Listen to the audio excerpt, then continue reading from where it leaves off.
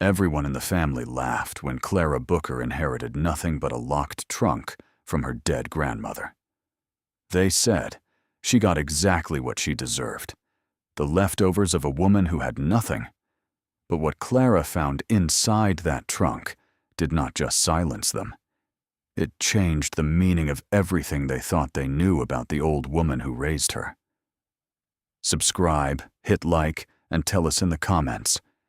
Would you have opened that trunk? And where are you watching from? The morning Clara Booker received the call that her grandmother had passed, she was standing in the kitchen of her rented duplex on Sycamore Lane, staring at a stack of overdue bills arranged in a neat, hopeless row across the counter. The fluorescent light above her hummed with the faint stutter of a bulb close to dying, casting everything in a tired yellow glow that made even clean surfaces look worn. Her daughter Lily sat at the small table behind her, spooning cereal from a bowl with a chip along the rim, humming a melody she had learned at school the day before. The sound was small and sweet, the kind of music that could break a mother's heart simply by reminding her how fragile innocence was against a world that demanded payment for everything. Clara's phone buzzed against the counter. She picked it up without urgency, expecting another automated reminder from the electric company, or perhaps another voicemail from the landlord's office, worded politely but laced with the unmistakable sharpness of a warning. Instead, the voice belonged to a woman she did not recognize, speaking with the careful cadence of someone trained to deliver difficult news. For there had been a passing. Margaret Eleanor Yates, her grandmother. Gone quietly in the night at the age of 91, found by the staff of Briarwood Assisted Living that morning when she did not appear for breakfast. Clara pressed the phone harder against her ear, as though pressure could squeeze more meaning from the words. She waited for grief to hit, but what came first was not sorrow. It was stillness. A vast, suspended silence inside her chest, the kind that precedes a storm or follows one, impossible to tell. She thanked the woman on the phone, ended the call, and placed the device back on the counter with a steadiness that surprised even herself. Lily looked up from her cereal. "Who was that, Mama?" Clara forced a small smile, though her lips trembled at the corners. "Just someone calling about Grandma Maggie, sweetheart." "Is she okay?" Clara knelt beside her daughter, brushing a strand of dark hair behind the girl's ear. Lily had her grandmother's eyes, wide and watchful, the kind that saw more than they were supposed to. Clara swallowed the lump climbing her throat. "Grandma Maggie went to sleep last night," she said gently, "and she didn't wake up. She's resting now. For good." Lily's spoon hovered above the bowl, her brow creased with the earnest confusion of a child trying to grasp something enormous with hands too small to hold it. "Like when the goldfish stopped swimming," Clara nodded, her voice tight. "Yes, baby. Like that." The morning continued as mornings do, relentlessly, indifferently, carrying the living forward regardless of who had stopped. Clara dressed Lily for school, packed her bag, and walked her 3 blocks to the elementary building, and kissed her goodbye at the gate, where a crossing guard waved them through with a tired smile. Then she walked home alone, beneath a sky the color of wet cement, feeling the absence of her grandmother settle over her shoulders like a coat she could not remove. Margaret Yates had been many things in her 91 years, though few of them were recognized by the family that bore her name. To the outside world, and especially to her own children and grandchildren, she was simply the old woman who never had enough. Never enough money, never enough status, never enough of the things that made people stop and pay attention. She lived her final years in a single room at Briarwood, a facility that smelled of disinfectant and cafeteria gravy, where residents shuffled down linoleum hallways in slippers that whispered against the floor like prayers no one answered. Her room held a narrow bed, a dresser with a water-stained surface, a small television she rarely turned on, and one piece of furniture she had insisted on bringing from her previous home: a trunk. It was old, battered, its leather straps cracked and darkened by decades of handling. A brass lock held it shut, tarnished green with age, and no one had ever seen it opened. Not the staff, not the visitors, and certainly not Margaret's family, who visited so rarely that the staff once asked Clara whether the old woman had any living relatives at all. Clara had visited. Not often enough. Guilt gnawed at her for that, but more than anyone else in the family. When she would sit beside her grandmother's bed on Sunday afternoons, when she could manage it, holding the old woman's papery hand, while Lily drew pictures on the floor with crayons Margaret kept in her nightstand. Those visits were quiet, unhurried. Margaret spoke in fragments sometimes, stories that wandered like creeks through a meadow, never quite arriving at a destination, but beautiful in their meandering. She talked about the garden she once kept, the roses that climbed the trellis of a house Clara barely remembered. She talked about a man named Arthur, her late husband, with a tenderness that made the decades since his death collapse into nothing. And sometimes she simply held Clara's hand and said nothing at all, her thumb brushing slow circles against Clara's knuckles, as if the act of touching someone she loved was message enough. But Clara was the exception. To the rest of the family, Margaret Yates was an afterthought. She had raised 5 children in a house that never quite held itself together, patching walls and stitching clothes, while her husband worked long shifts at the rail yard until his back gave out, and his heart followed shortly after. She never traveled, never accumulated wealth, never wore jewelry that caught the light. When Arthur died, the small savings they had scraped together went to funeral costs and unpaid medical bills. What remained was a house that leaked when it rained, and a woman who kept living in it, stubborn as the roots of the oak tree that cracked her driveway, but refused to fall. Clara's mother, Diane, was Margaret's eldest daughter, and the most vocal about what she considered the old woman's failures. Diane had married into money, not great money, but enough to polish her self-image into something she believed was superior. Her husband, Roger, managed a chain of auto parts stores and drove a truck with leather seats that he waxed every Saturday morning.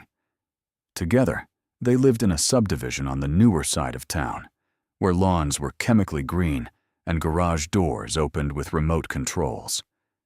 Diane visited her mother perhaps twice a year, always arriving with an air of obligation rather than affection, always leaving before the hour was up, always sighing as she buckled her seatbelt, as though proximity to poverty were a contagious illness. Clara's uncle, Victor, was worse. The second eldest, he had built a modest real estate portfolio and wore his success like armor against any reminder of where he came from. He called Margaret the old bird when speaking to his children, and the phrase was never delivered with fondness. His wife, Pauline, had once suggested aloud at a Thanksgiving gathering that Margaret should be placed in a state-run facility rather than Briarwood, since the family was, in her words, throwing money into a sinkhole for someone who never contributed anything of value. Clara had left the table that evening without finishing her meal, the words burning inside her chest like swallowed glass.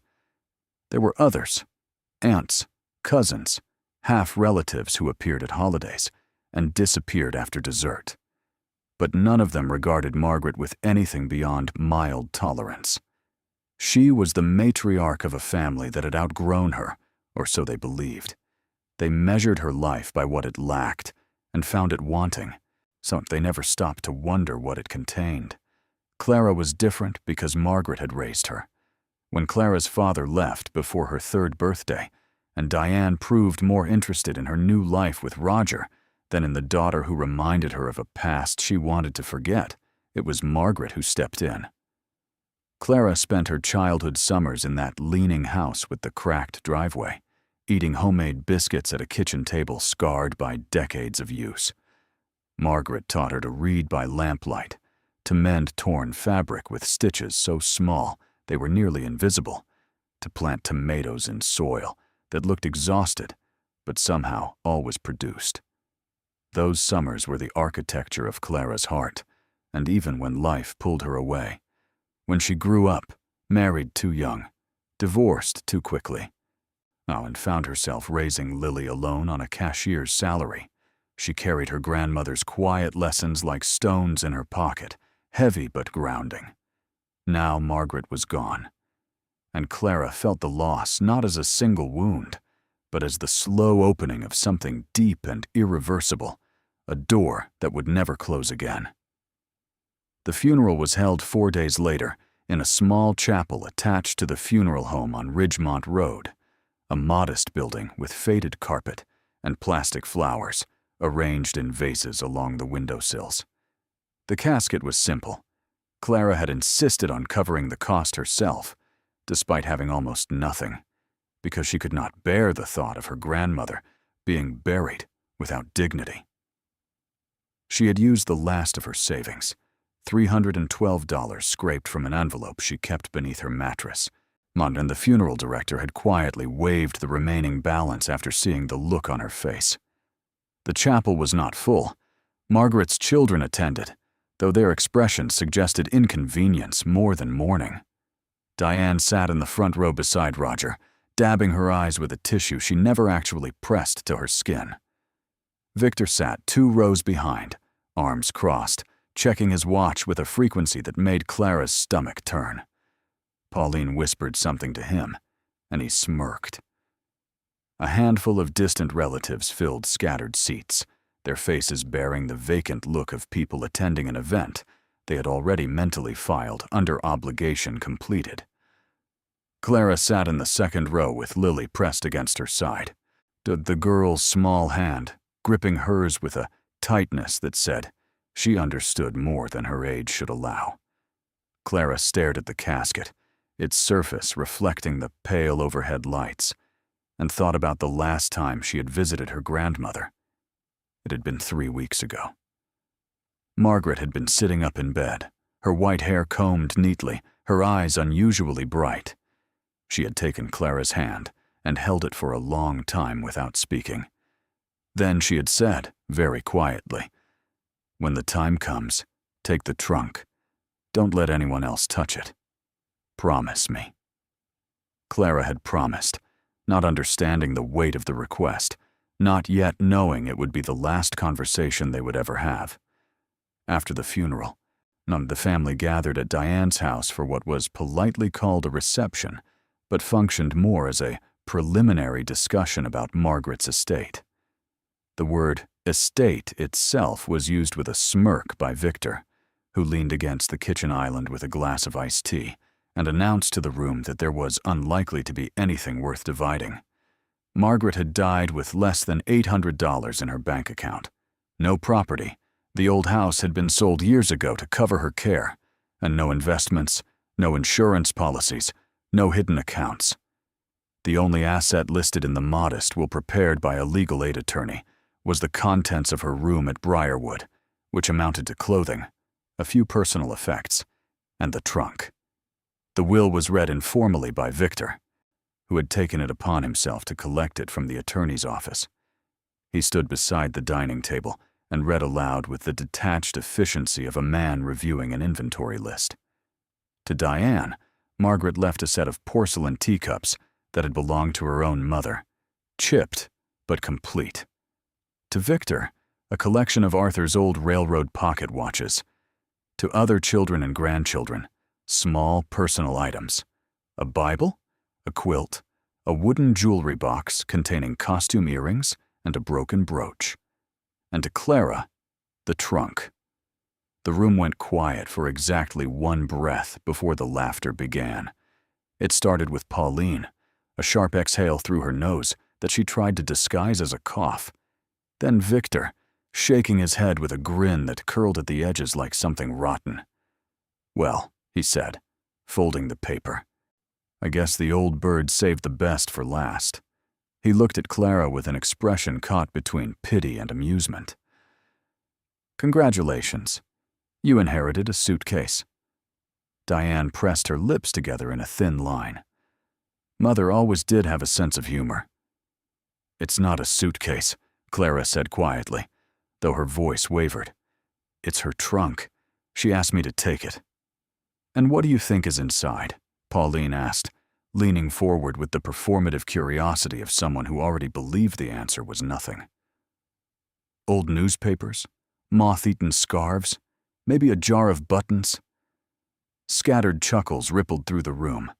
A cousin Clara barely knew muttered something about yard sale leftovers. Victor's eldest son, Derek, a young man who had inherited his father's talent for casual cruelty, raised his glass in a mock toast. "To Aunt Clara," he said, grinning, "the proud new owner of Grandma's junk box." Clara's face burned. She could feel Lily's hand tighten in hers, the girl pressing closer, as though trying to shield her mother from the words that landed like thrown stones. Clara wanted to speak, to defend her grandmother's memory, to remind them that Margaret had given more of herself to this family than any of them deserved. But the words tangled in her throat, trapped beneath the weight of exhaustion and grief and the suffocating awareness that she was outnumbered in a room full of people who measured love in dollar signs. She left without eating. She buckled Lily into the back seat of her aging sedan, a car with a cracked windshield and a passenger door that required 2 hands to close, and sat for a moment in the driveway, gripping the steering wheel until her knuckles whitened. Through the rearview mirror, she could see the warm glow of Diane's house, hear the muffled sound of conversation resuming, as though her departure had removed an inconvenience rather than a person. Lily's voice floated from the back seat, small but certain. "Mama, I think Grandma Maggie's trunk is special." Clara met her daughter's eyes in the mirror. "Why do you think that, baby?" "Because she told you to take it. She didn't tell anyone else." The simplicity of the logic pierced something deep inside Clara. She wiped her eyes with the heel of her hand and started the car. "You're right," she whispered. "She didn't." The trunk arrived 2 days later. A staff member from Briarwood delivered it personally, a kind woman named Gloria, who had looked after Margaret during her final months. She carried the trunk to Clara's door with both arms, setting it gently on the porch, as though handling something fragile. "She talked about you all the time," Gloria said softly, pressing a hand briefly to Clara's shoulder. "She was proud of you. I thought you should know that." Clara thanked her, and when Gloria's car disappeared around the corner of Sycamore Lane, she stood on the porch, staring at the trunk as though it were a living thing. It sat there in the pale afternoon light, its leather surface dull and creased like the skin of an old hand. The brass lock caught a sliver of sun and winked at her, tarnished but intact. She had no key. Margaret had never mentioned one. She carried it inside, setting it on the living room floor beside the couch. It was heavier than she expected, not enormously so, but enough to make her arms ache. She knelt beside it, running her fingers along the seams, feeling the texture of leather that had been touched by decades of hands. The hinges were old but solid, the kind of craftsmanship that belonged to a generation that built things to last. The lock was a simple brass mechanism, but without the key. Forcing it would mean damaging the trunk, and Clara could not bring herself to do that.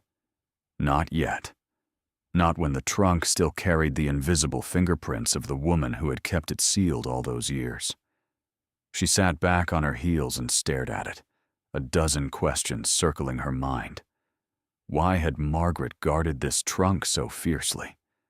Why had she chosen Clara, the granddaughter with the least, the one the family pitied and dismissed, to receive it?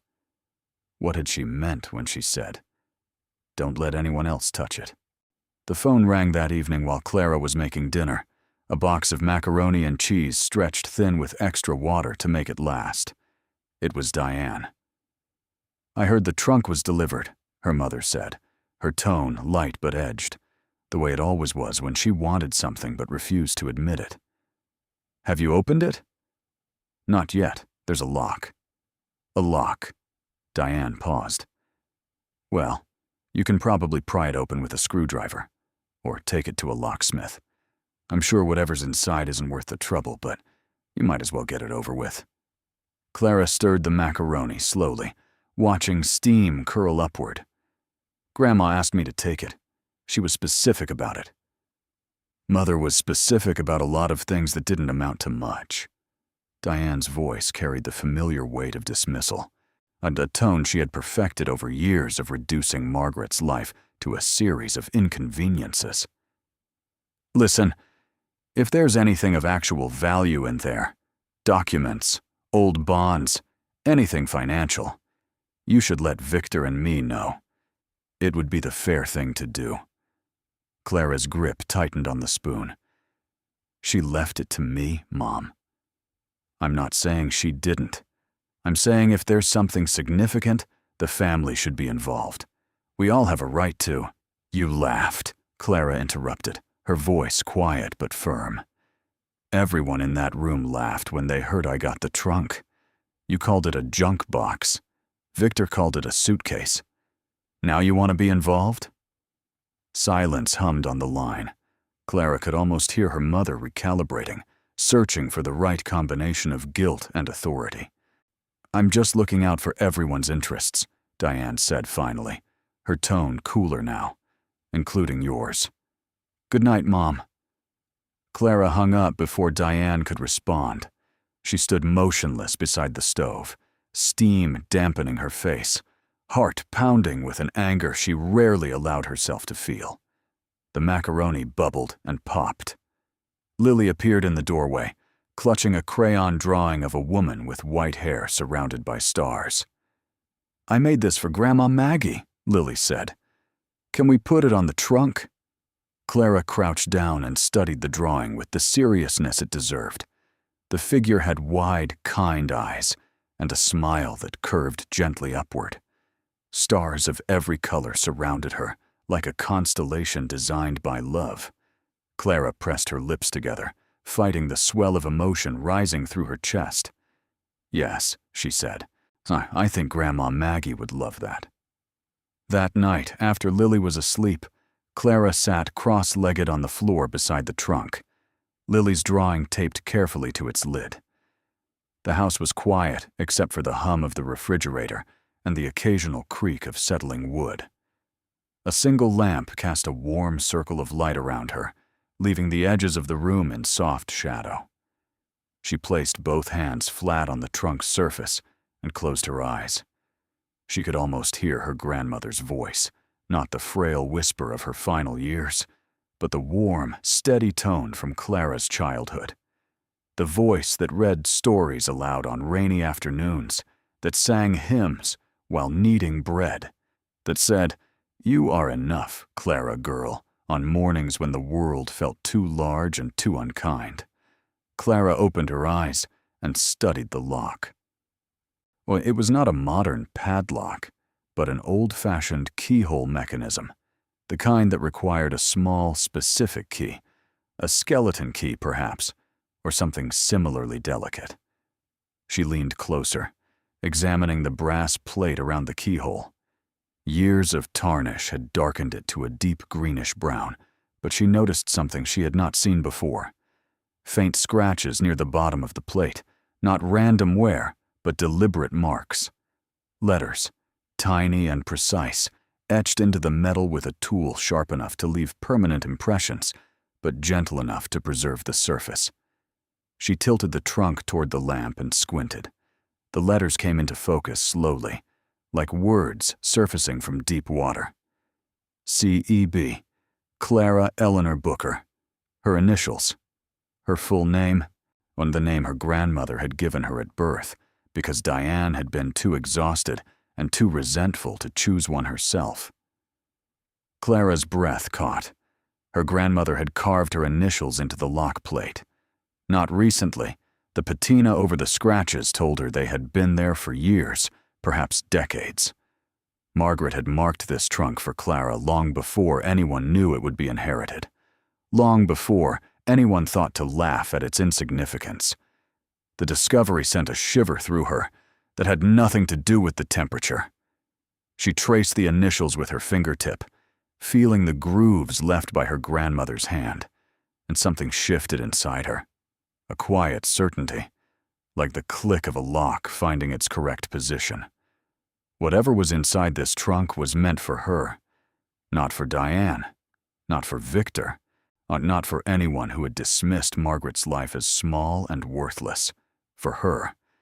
Specifically, deliberately, lovingly. For her. She needed the key, and she needed to find it without anyone else knowing she was looking. The next morning, Clara called Briarwood and asked to speak with Gloria. The woman answered on the second ring, her voice warm and unhurried. Clara explained that she was trying to open the trunk but had no key, and asked whether Margaret had left any small items behind. Perhaps something in a drawer or a pocket that might have been overlooked. Gloria was quiet for a moment, then said, "There was one thing. When we cleared the room, we found a small envelope taped to the underside of the nightstand drawer. It had your name on it." I set it aside, meaning to include it with the trunk delivery, but it slipped my mind in the rush. "I'm sorry, dear. I can bring it to you this afternoon if you like." Clara's pulse quickened. "Yes, please." Gloria arrived at 3 o'clock, just as the afternoon light began to soften. She handed Clara a small manila envelope, no larger than an index card, sealed with a strip of tape that had yellowed with age. Clara's name was written across the front in Margaret's unmistakable handwriting. Small, careful letters that leaned slightly to the right, as though even her penmanship was reaching toward something. Clara thanked Gloria, closed the door, and sat at the kitchen table. For a long moment, she simply held the envelope, turning it over in her hands. It weighed almost nothing. She peeled the tape slowly, feeling it resist, and then surrender, and tilted the envelope until its contents slid onto her palm. A key. Small, brass, ornate in the way old keys often were, with a looped handle and teeth cut in a pattern she had never seen. Alongside it was a folded piece of paper, thin as onion skin, creased so many times that the folds had become permanent valleys in the surface. Clara unfolded the note with trembling fingers. The handwriting was Margaret's, but smaller than usual, as though she had been conserving space or writing in secret. "My dearest Clara, if you are reading this, then I am gone, and the trunk is yours. I kept it locked all these years, not because I was hiding something shameful, but because I was protecting something precious. The world has a way of taking beautiful things from people who cannot defend them, and I could not risk losing what is inside before it reached the right hands.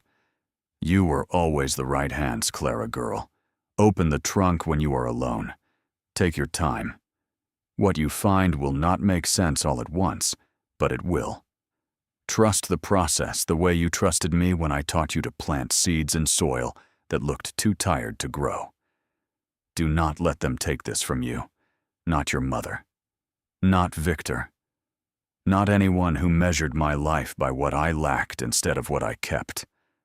I love you more than the words on this paper can hold. Grandma Maggie." Clara read the note 3 times, each pass blurring further through tears that fell without permission. She pressed the paper to her chest and breathed in sharply, the grief and love and longing colliding inside her with a force that bent her forward over the table. When the wave passed, she straightened, wiped her eyes, and looked at the key resting in her open palm. It glinted faintly in the kitchen light, small as a secret, heavy as a promise. She waited until nightfall, until Lily was asleep in her bed, with the covers tucked around her chin and the nightlight casting a soft blue glow across the ceiling, until the house was silent and the street outside had emptied of footsteps and engine noise. until the only sound was the hum of the refrigerator and the distant bark of a neighbor's dog, muffled by walls and distance into something almost imaginary. Then Clara carried the key to the living room and knelt beside the trunk. The brass lock stared back at her, patient, ancient, faithful. She inserted the key and felt the mechanism resist for just a moment, rust and time conspiring to delay the inevitable, before something deep inside the lock gave way, with a soft, decisive click that resonated through the quiet room like the opening note of a song she had waited her entire life to hear. Clara's hands trembled as she gripped the lid. The leather creaked beneath her fingers, stiff from years of stillness. She lifted it slowly, the hinges groaning with a low, almost musical protest, and the interior of the trunk exhaled, a breath of cedar and lavender, and something older, something that smelled like history itself. The first thing she saw made no sense. Fabric. Layers of it, carefully folded, arranged with a precision that spoke of ritual. Dark velvet on top, deep burgundy, soft enough that her fingers sank into it like touching a cloud at dusk. She lifted it away and found beneath it a lining of acid-free tissue paper, the kind used to preserve delicate things. Whoever had packed this trunk had done so not with haste, but with the meticulous care of someone who understood that what lay inside deserved protection from the ordinary erosions of time. Clara peeled back the tissue paper, one sheet, then another, each revealing a glimpse of something beneath that made her pulse climb higher. Color emerged first, rich golds, deep blues, the warm amber of aged varnish. Then shapes, the corner of a wooden frame, the edge of something that caught the lamplight and threw it back in a way that made her breath stop. She removed the final sheet of tissue paper and stared. Paintings. Small, exquisitely rendered paintings in ornate frames, their surfaces glowing with a luminosity that seemed to come from within the canvas itself. The first depicted a countryside at twilight, the sky streaked with violet and copper, a lone figure walking along a path bordered by wildflowers. The brushwork was precise, yet alive, each stroke carrying an energy that made the scene feel not painted, but remembered. She turned it over gently. On the back, written in faded ink on a small label, was a name she did not recognize, and a date, 1889. Beneath the paintings, wrapped in more velvet, she found other objects. A small wooden box, its surface inlaid with mother-of-pearl in a pattern of interlocking vines. She opened it carefully. Inside, resting on a bed of aged silk, were pieces of jewelry unlike anything Clara had ever seen outside of a museum. A brooch set with stones that burned deep green and red. A pair of earrings that caught the light and fractured it into tiny rainbows. A pendant on a chain so fine it seemed woven from captured moonlight. Each piece was nestled in its own impression in the silk, as though the box had been custom-made to hold them. Clara's hands shook. She set the jewelry box aside and reached deeper into the trunk. More layers, more tissue, more carefully preserved objects emerged. A set of leather-bound books, their spines embossed in gold leaf, titles in French and Italian that she could not fully translate, but recognized as old. Very old. A collection of coins in a velvet pouch, each one heavier than any coin she had ever held, from their surfaces stamped with faces and symbols from eras she could not name.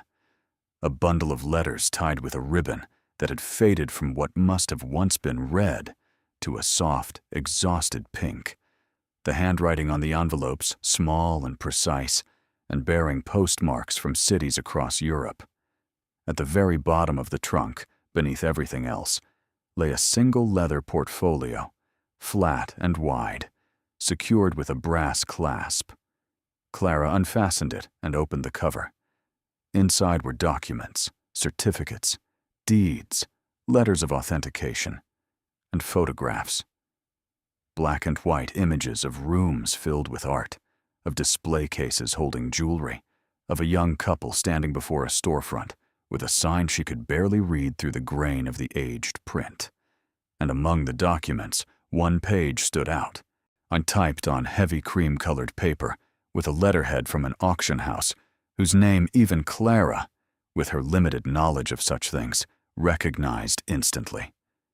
She read the page once, then again, then a third time, because the numbers printed on it refused to become real no matter how many times her eyes passed over them.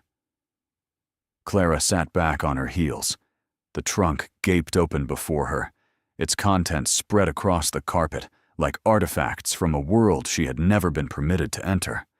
The lamplight gilded every surface, every frame, every stone, transforming her modest living room into something that felt, for one impossible moment, like the inside of a vault. Her breath came in shallow, uneven pulls. Her vision blurred and cleared, and blurred again. She pressed both palms flat against the floor, grounding herself, because the room had begun to tilt in a way that had nothing to do with the structure of the building and everything to do with the structure of her understanding. Her grandmother, quiet, dismissed, pitied Margaret Yates, the woman the family called a burden, the woman who wore the same 3 dresses in rotation, who ate canned soup and watched the birds from her window at Briarwood, who never asked for anything and never complained, had been sitting on a fortune. Not a small fortune. Not a modest inheritance dressed up in sentimental value. A fortune vast enough to rewrite lives, to erase debts, to silence every laugh that had ever echoed in Diane's dining room at Clara's expense. And she had given it all to Clara. Clara looked at the note, still resting on the kitchen table where she had left it. Oh, she heard her grandmother's voice again, steady and sure, speaking through the careful letters on that thin paper. "You were always the right hands, Clara, girl." The trunk sat open, its secrets exposed to the quiet room, and Clara Booker, single mother, cashier, the woman the family forgot to respect, knelt beside it, shaking, weeping, and for the first time in longer than she could remember, believing that the world hadn't forgotten her after all. Outside, the night pressed against the windows of the duplex on Sycamore Lane, dark and ordinary, and unaware that behind those thin walls, everything had changed. That night, after Lily had fallen asleep clutching the stuffed rabbit that had been her companion since infancy, Clara sat alone in the dark kitchen of the duplex and allowed herself, for the first time since the trunk opened, to feel the full enormity of what had happened. She did not turn on the light. She did not reach for her phone or check the locks or do any of the small, anxious rituals that usually carried her through the hours between putting Lily to bed and falling asleep herself. She simply sat, hands flat on the table, breathing in the darkness, and let the silence hold her the way her grandmother's arms once had. The tears came without warning and without sound. They slid down her face in long, unbroken streams, pooling at her jaw before dropping onto the table in quiet patterns that no one would ever see. These were not the sharp, panicked tears of someone overwhelmed. They were the deep, slow release of a woman who had carried weight so long that her body had forgotten what it felt like to set it down. She cried for the years of doubt, for the mornings she had stood in this kitchen, staring at bills she could not pay, and wondering if she had failed her daughter simply by being who she was. She cried for the holidays spent at Diane's table, smiling through the condescension, absorbing the glances exchanged over her head as though she were not present, as though her struggle made her invisible. She cried for the grandmother who had seen all of this and had quietly, patiently, built a lifeline that would arrive only after she herself was gone, the ultimate act of love performed without the possibility of receiving gratitude in return. And she cried, finally, for herself. For the girl who had been left by her father before she could form a memory of his face. For the teenager who had learned to read people's disappointment the way some children learn to read weather, or instinctively, defensively, always bracing for the next storm. For the young woman who had married too quickly because someone had offered warmth, and she had been cold for so long that she mistook proximity for love. For the mother who had worked double shifts at a register that beeped and hummed while her fingers ached and her feet swelled, and her mind circled endlessly around the question of whether the money in the envelope beneath the mattress would last until Friday. She had survived all of it. Every day, every setback, every whispered judgment from people who could not imagine what it cost her simply to keep going. And now, sitting in this dark kitchen, with the trunk in the next room and the key against her chest, she realized that survival itself had been the qualification her grandmother had been looking for. Not education, not connections, not wealth, endurance, the willingness to keep planting in exhausted soil, the refusal to abandon what you love simply because the world tells you it is worthless. Margaret had not chosen Clara despite her struggles. She had chosen her because of them. Clara wiped her face with both hands, drew a long, steadying breath, and placed her palms flat on the table once more. The wood was cool and solid beneath her fingers. The refrigerator hummed its familiar, tireless song. Somewhere outside, a car passed slowly down Sycamore Lane, its headlights sweeping briefly across the kitchen wall before disappearing, leaving the darkness undisturbed. She was still here. She was still standing. And tomorrow, for the first time in her life, she would begin to build, rather than simply survive. Clara did not sleep that night. She sat on the living room floor beside the open trunk until the darkness outside the windows began to thin into the pale gray wash of pre-dawn, her back against the couch, her legs folded beneath her, her eyes moving from one object to the next, as though memorizing each one before the morning light could prove them imaginary. The paintings leaned against the coffee table, their gilded frames catching faint reflections from the dying lamp. The jewelry box rested on the cushion beside her, its lid still open, the stones inside winking with a patience that suggested they had been waiting far longer than one night to be seen. The leather portfolio lay across her lap, its documents spread in a careful fan, each page a fragment of a story she was only beginning to understand. She read the authentication letters again, slowly this time, forcing her exhausted mind to absorb every detail. The language was formal, dense with terminology she did not fully grasp, but the essential facts emerged with unmistakable clarity. The paintings were attributed to artists whose names she had heard in passing, names that belonged to museums and auction catalogs, and the kind of conversations that took place in rooms she had never been invited to enter. The jewelry bore hallmarks consistent with European craftsmanship from the late 19th and early 20th centuries. The coins were rare, some of them exceedingly so, minted in limited quantities for purposes that ranged from commemoration to royal currency.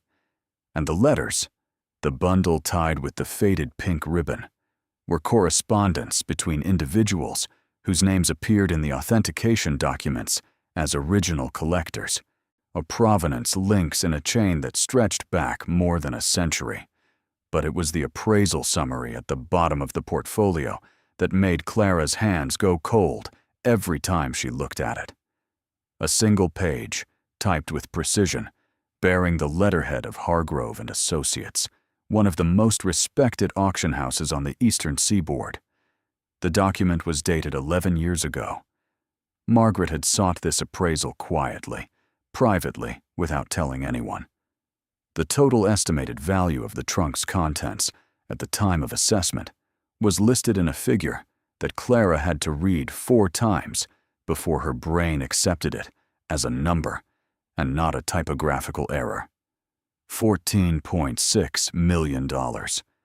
11 years ago, before the art market surged, before rare coin values climbed to record levels, before antique jewelry from the periods represented in the collection became the subject of fierce bidding wars among private collectors and institutional buyers. The current value, Clara understood with a trembling certainty, could be significantly higher. She pressed her palms against her eyes and breathed. The air in the room felt different now, charged with the kind of electricity that precedes a lightning strike. Everything she had known about her grandmother, the quiet woman in the leaking house, the patient resident of Briarwood, who never complained about her small room or her smaller meals, rearranged itself in Clara's mind like pieces of a puzzle she had been assembling wrong for decades. Margaret had not been poor. She had been protecting something, protecting it so fiercely and so quietly that the entire family had mistaken her silence for emptiness and her modesty for failure. But why? Why live in near poverty when a fortune sat locked inside a trunk at the foot of your bed? Why endure the condescension of your own children, the pity of strangers, the slow erosion of comfort that comes with aging without resources? Clara turned the question over in her mind until an answer emerged that was so simple and so devastating that it brought fresh tears to her already swollen eyes. Because Margaret did not trust them. She loved her family. Clara believed that without reservation. But she did not trust them with this. She had watched her children grow into people who valued status over substance, who measured worth in assets and appearances, who would have seized the collection, or divided it, sold it, and spent it without a moment's thought for where it came from or what it meant. Margaret had seen this clearly, with the quiet clarity of a woman who had spent a lifetime observing the people around her, while they assumed she had nothing worth observing. And so she had kept her secret, carried it silently through decades of dismissal and neglect, and waited for the one person she believed would honor it. Clara, the granddaughter who visited on Sunday afternoons, the one who held her hand without asking for anything in return, the one who planted tomatoes in tired soil because her grandmother taught her that patience and care could coax life from places others had given up on. As the first true light of morning crept across the carpet, and touching the edge of the nearest painting with a warmth that made its colors flare to life, Clara made a decision. She would not tell the family. Not yet. Not until she understood exactly what she was holding, exactly what it was worth, and exactly what her legal rights were. Her grandmother's note had been explicit. Do not let them take this from you. Clara intended to honor that instruction with every resource she possessed, even if those resources currently amounted to little more than determination and a locked front door. She wrapped the paintings carefully in their velvet coverings, returned the jewelry box to its place inside the trunk, arranged the documents back into the portfolio, and closed the lid. The lock clicked shut with a sound that felt like a heartbeat. She slid the key onto a thin chain she found in her own jewelry drawer, a drawer that contained nothing of value except sentiment, and fastened it around her neck, letting the key rest against her chest, hidden beneath her shirt, close to the skin. Then she woke Lily, made breakfast from what remained in the pantry, walked her daughter to school, and for the first time in years, did not go directly to work afterward. Instead, she drove across town to the public library, sat at one of the free computer terminals, and began to research. She searched for Hargrove and Associates first. The auction house was real, established, and highly regarded. Their website displayed a history stretching back over 70 years, with offices in New York, Boston, and London. The appraisal document in the portfolio matched their format and letterhead precisely. She searched for the artists named on the painting labels and found entries in art databases that confirmed their significance. Not household names, perhaps, but recognized masters within their respective movements, the kind of painters whose work appeared at auction, with estimates that climbed into the hundreds of thousands per piece. She searched for the coin types described in the collection notes and discovered that several matched descriptions of issues considered extraordinarily rare, with recent sales records that dwarfed the figures listed in the 11-year-old appraisal. Each new discovery tightened the coil of astonishment and fear inside her. This was real. This was enormous. And if the wrong people found out before she was prepared, well, everything her grandmother had spent a lifetime protecting could be lost. Clara left the library with a list of names and phone numbers written on the back of a grocery receipt. She sat in her car in the parking lot, engine off, windows down, the spring air carrying the scent of cut grass from a nearby park. She dialed the first number on the list, a legal aid office that offered free consultations for low-income residents. The attorney she spoke with was a woman named Helen Pryor, whose voice carried the no-nonsense efficiency of someone who handled complicated situations for people who could not afford complications. Clara explained the basics without revealing specific values, that she had inherited personal property through a valid will, that family members were already expressing interest in claiming a share, and that she needed to understand her rights before anyone else became involved. Helen listened carefully, asked a few pointed questions, and then told Clara something that settled over her like armor. Under state law, personal property bequeathed to a named individual through a properly executed will was that individual's sole possession.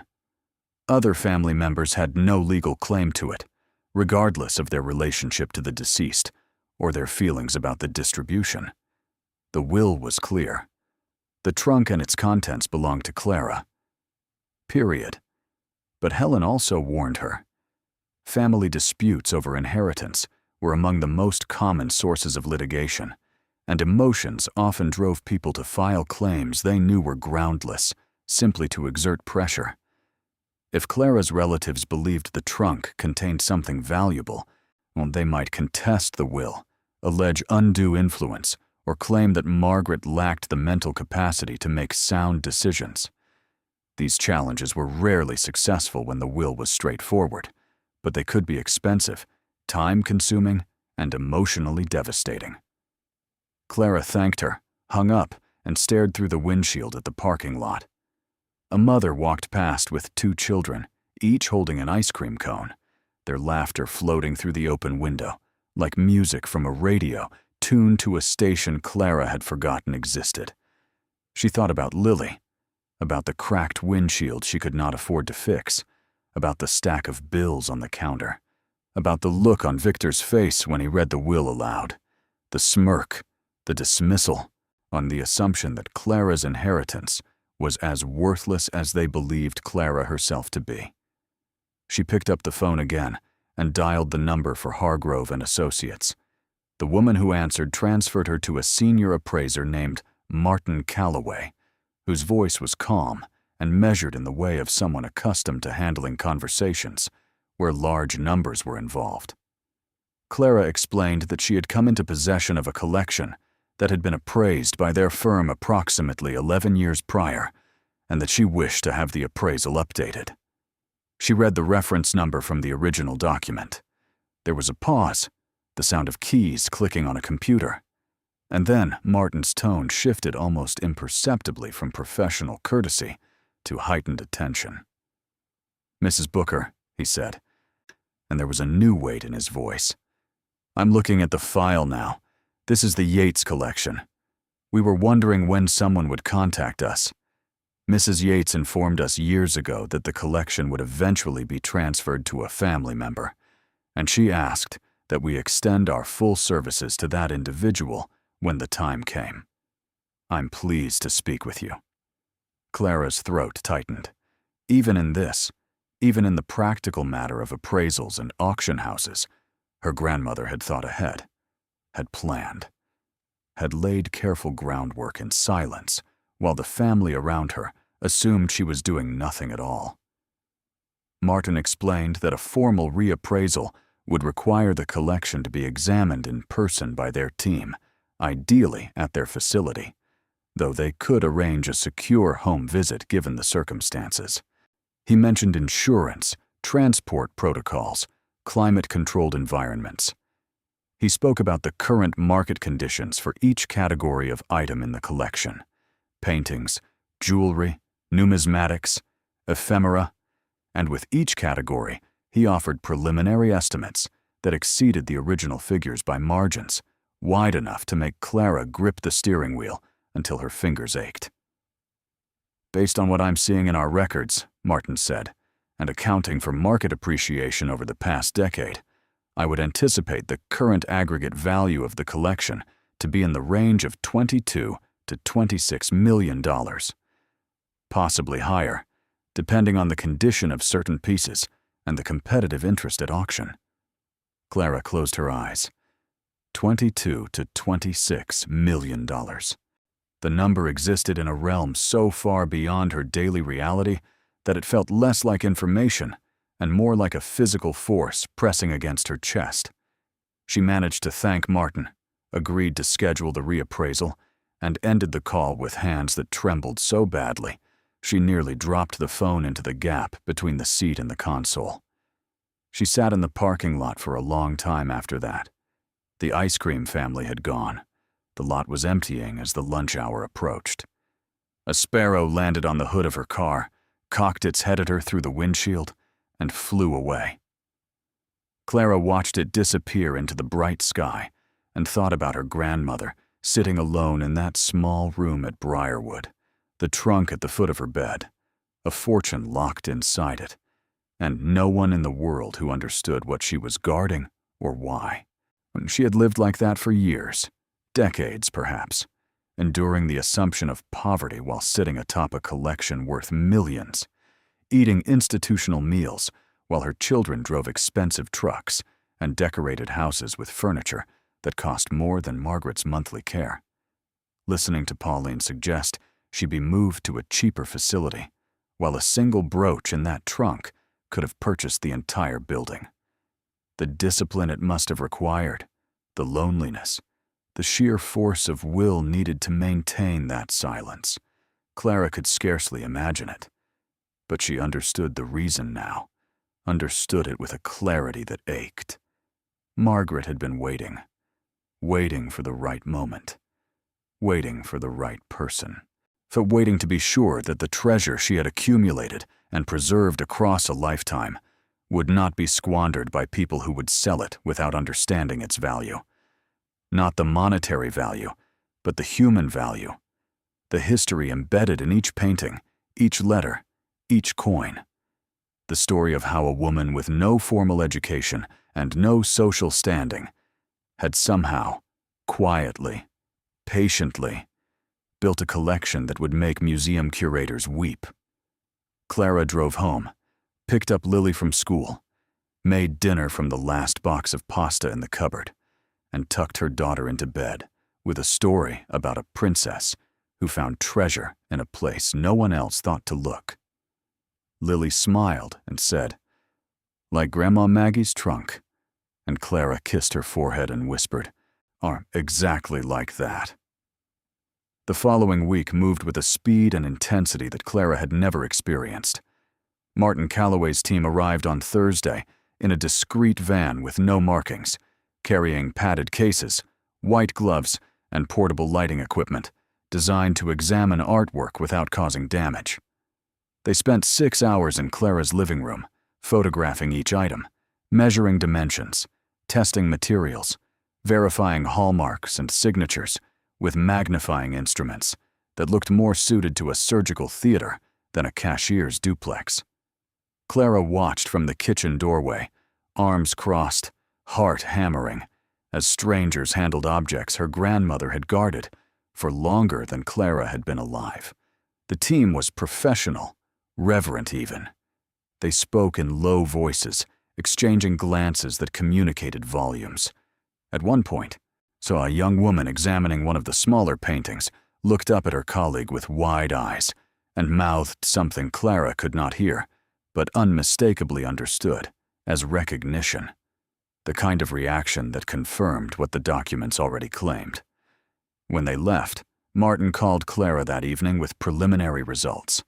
The paintings were authentic, all 6 of them. Ranging from the late Impressionist period through early modernism, each one documented in the provenance chain included in the portfolio. 2 of them, he noted with careful emphasis, had been considered lost for over 70 years, believed destroyed during wartime upheaval, and their reappearance would generate extraordinary interest in the art world. The jewelry was equally remarkable. The brooch contained natural Burmese rubies surrounded by old European-cut diamonds, a combination that placed it firmly in the category of museum-quality pieces. The earrings featured Colombian emeralds of exceptional clarity. The pendant was set with a cashmere sapphire. Martin paused here, as if choosing his words with surgical precision, of a size and quality that had not appeared at public auction in over 2 decades. The coins included 3 pieces that Martin described as among the rarest in American numismatic history. 1. A gold double eagle from a mintage so limited that fewer than a dozen examples were known to exist, carried a standalone estimate that made Clara sit down on the edge of her bed and press her free hand against her mouth to keep from making a sound. The total revised estimate, on pending final analysis and market consultation, was $31.4 million. Clara did not speak for several seconds after Martin finished. The silence between them hummed with the weight of a number that could purchase houses, fund educations, erase every debt she had ever carried, and still leave enough to build something lasting, something worthy of the woman who had made it possible. "Mrs. Booker," Martin said gently, "are you still there?" "Yes," Clara whispered. "I'm here. I want you to know," he continued, "that your grandmother was one of the most remarkable collectors I've ever encountered. She acquired these pieces over many decades, often from estate sales and small auctions, where other buyers overlooked what she recognized. She had an extraordinary eye. She understood value in ways that went far beyond price tags.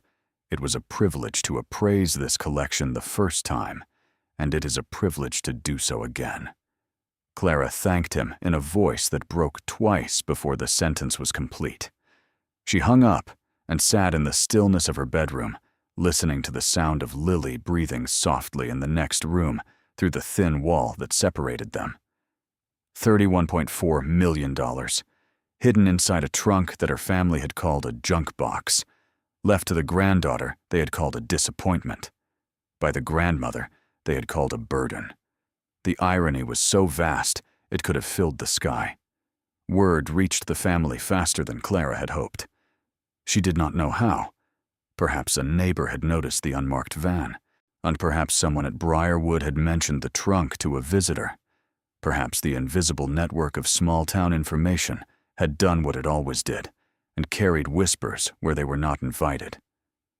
But 3 days after the appraisal team's visit, Clara's phone began to ring with a frequency that felt less like family concern and more like a siege. Diane called first. Her tone was different now, stripped of the casual superiority that usually coated her words like lacquer. She spoke quickly, breathlessly, the way people spoke when they sensed something valuable slipping through their fingers. "Clara, I've been hearing things.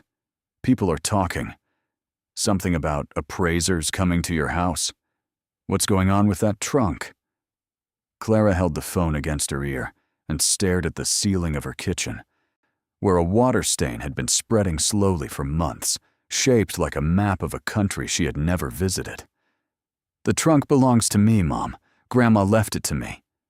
"I know that. But if there's something significant inside, Clara, we're family. You can't just keep us in the dark." "You laughed," Clara said, the words arriving with a calm that surprised even her.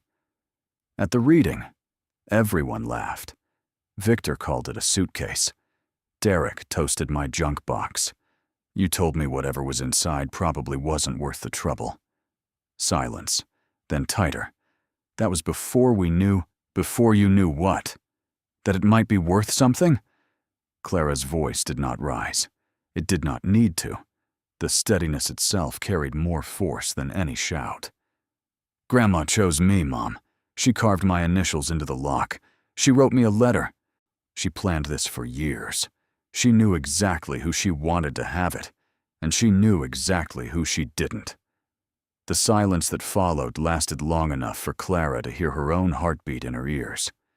When Diane spoke again, her voice had shifted from urgency to something colder, something that sounded like the opening move of a chess game. We'll see about that. Victor's already talking to a lawyer. The line went dead.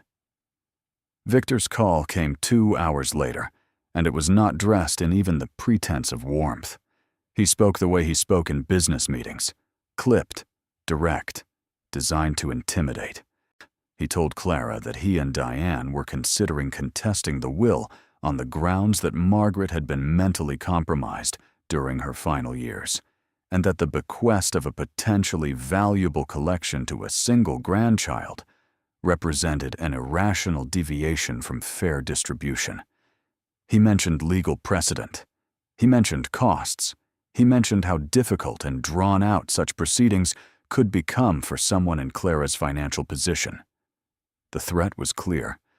They would bury her in legal fees she could not afford. They would drag her through courts until the cost of fighting exceeded her ability to endure. They would use the weight of their resources to crush her compliance out of her, the same way they had always used their advantages, not to help, but to control. Clara listened to every word without interrupting. When Victor finished, she allowed a pause to settle between them, long enough for the silence to become uncomfortable. Then she said, "Grandma knew you'd do this," Victor sputtered. "Excuse me?" She knew. That's why she hid it. That's why she locked it. That's why she lived the way she did.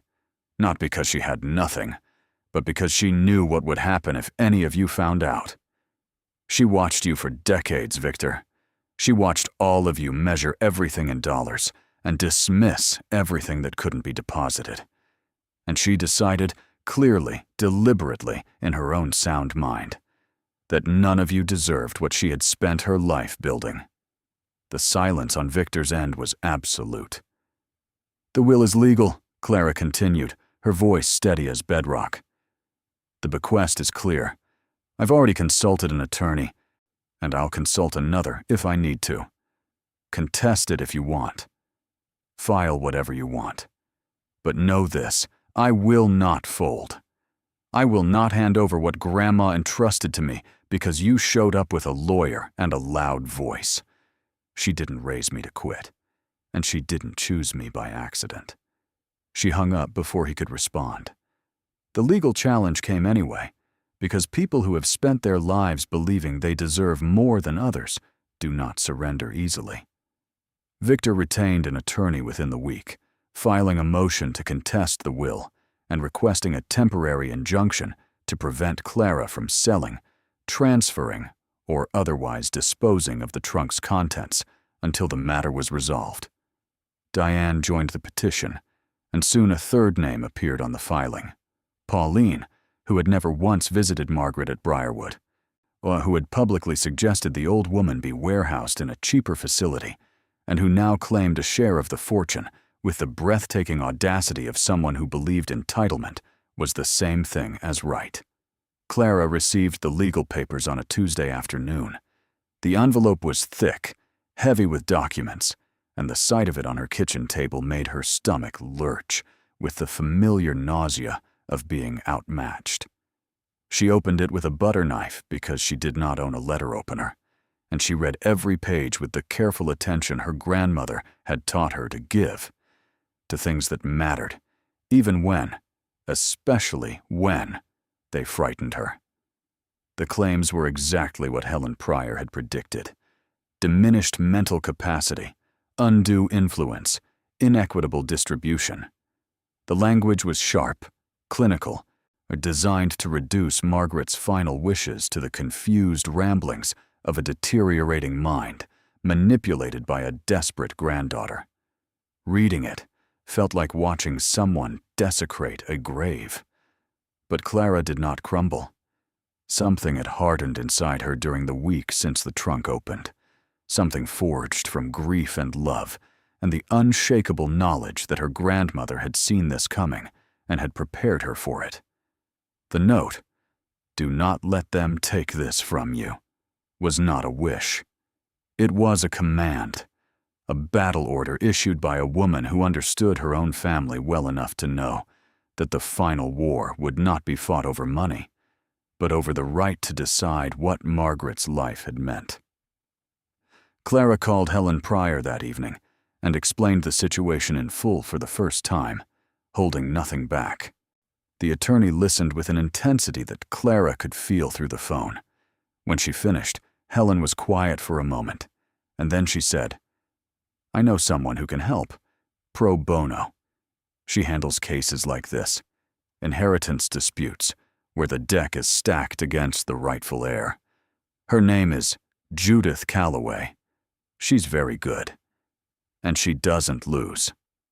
Judith Calloway turned out to be a woman in her early 60s, with silver hair cut short, reading glasses perpetually balanced on the bridge of her nose, and a voice that could slice through legal jargon the way a surgeon's blade moved through tissue, precise, unhurried, and devastatingly effective.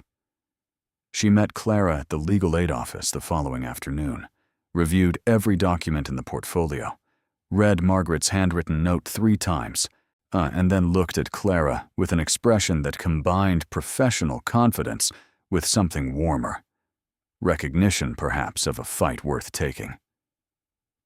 "They don't have a case," Judith said flatly. "The will was prepared by a licensed attorney. The bequest is specific and unambiguous. Margaret Yates was evaluated by her care facility's medical staff annually, and her cognitive assessments are on record, sharp as a tack through age 90. The undue influence claim is nonsense. You visited her on weekends. You didn't draft the will, didn't select the attorney, didn't participate in any legal proceedings. There is zero evidence of manipulation, and a mountain of evidence that Margaret made this decision independently, years in advance." She removed her glasses and tapped them against the stack of papers. "So, what Victor and Diane are doing is called a nuisance filing. They know they'll lose. They're counting on you not being able to afford to fight. That's the entire strategy. Exhaust you financially and emotionally until you settle for a fraction of what's yours." Clara's jaw tightened. "I won't settle." Judith smiled, a small, sharp expression that made Clara feel, for the first time, like she was not standing alone. "Good. Because I'm going to make this very expensive for them, and very simple for you." The hearing took place 6 weeks later in the county courthouse, a building that smelled of old wood and floor polish, and the accumulated tension of 1,000 disputes that had been argued within its walls. Clara arrived early, not wearing the best clothes she owned, a navy blouse and dark slacks she had pressed that morning with an iron that hissed and spat because the steam function no longer worked properly. She carried Lily's drawing of Grandma Maggie in her purse, folded carefully inside the envelope that had once held the key. Victor and Diane arrived together, flanked by an attorney in a charcoal suit who carried a leather briefcase and walked with the confident stride of a man accustomed to winning through volume rather than substance. Pauline trailed behind, her heels clicking against the tile with a rhythm that sounded, to Clara, like the ticking of a countdown. They did not look at Clara as they took their seats. They did not need to. Their presence was designed to communicate a message. We are more than you. We have always been more than you. Judith Calloway arrived last, carrying a single manila folder and a calm so absolute it seemed to lower the temperature in the room. She nodded to Clara, took her seat, and waited. The proceedings were brief. Victor's attorney presented the claims with theatrical gravity. Margaret's advanced age, her modest living conditions, the improbability that a woman of her means could possess a collection of such extraordinary value, the suggestion that Clara must have exerted influence over a vulnerable elderly woman to secure the inheritance for herself. He produced affidavits from Diane and Victor, attesting to their mother's supposed confusion, her repetitive speech, her tendency to tell stories that wandered without conclusion. Judith listened to every word without once interrupting. When it was her turn, she stood, opened her folder, and placed 3 documents before the judge. The first was Margaret's most recent cognitive assessment from Briarwood, completed 8 months before her death, showing mental acuity well within normal range for her age. The second was a signed affidavit from Gloria, the staff member who had cared for Margaret during her final years, testifying that Margaret was lucid, articulate, and fully capable of making independent decisions. The third was a letter from Martin Calloway of Hargrove and Associates, confirming that Margaret had personally initiated and managed the appraisal process 11 years prior, conducting all correspondence independently, demonstrating detailed knowledge of each item in the collection and its provenance. Judith then read Margaret's handwritten note aloud, every word. The courtroom was silent, but Clara watched Diane's face tighten, watched Victor's composure crack at the edges, watched Pauline shift uncomfortably in her seat as the old woman's voice, alive in ink, if not in body, filled the room with a clarity that no legal argument could diminish. Do not let them take this from you, not your mother, not Victor, not anyone who measured my life by what I lacked instead of what I kept. The judge ruled within the hour. The will was upheld. The contest was dismissed. The trunk and its contents belonged solely and irrevocably to Clara Eleanor Booker. Victor stood and left the courtroom without a word, his attorney trailing behind, with the deflated posture of a man who had charged handsomely for a loss. Diane remained seated for a long moment, staring at the table in front of her, but her hands clasped so tightly that her knuckles whitened. When she finally stood, she looked at Clara, not with anger, not with the familiar superiority, but with something Clara had never seen in her mother's eyes before. Shame. Raw, unguarded, inescapable shame. Diane opened her mouth as if to speak, but no words came.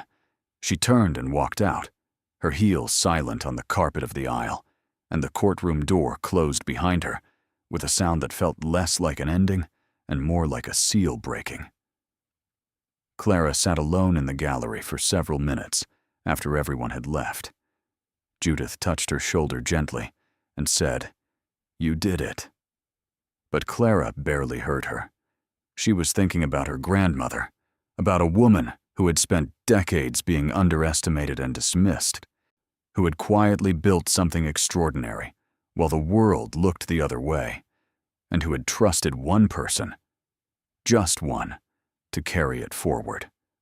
She reached into her purse and unfolded Lily's drawing. The woman with white hair surrounded by stars smiled up at her from the creased paper, and Clara pressed it to her heart, and the tears that came were not tears of grief or relief alone, but something larger, something that held within it every Sunday afternoon at Briarwood, every hand-holding, every whispered, "You are enough," every seed, planted in tired soil, that somehow, against all expectation, had grown. When Clara finally stepped out of the courthouse, the afternoon sun struck her face with a warmth that felt almost personal, as though the sky had been waiting for her to emerge. She stood on the stone steps for a moment, blinking against the brightness, her navy blouse wrinkled from hours of sitting with her hands clenched in her lap. The street below buzzed with ordinary life, cars passing, a woman pushing a stroller, 2 men arguing cheerfully outside a sandwich shop. None of them knew what had just happened inside the building behind her. None of them knew that a quiet woman on these steps had just won a battle that had been waged not in weeks or months, but across decades of silent endurance.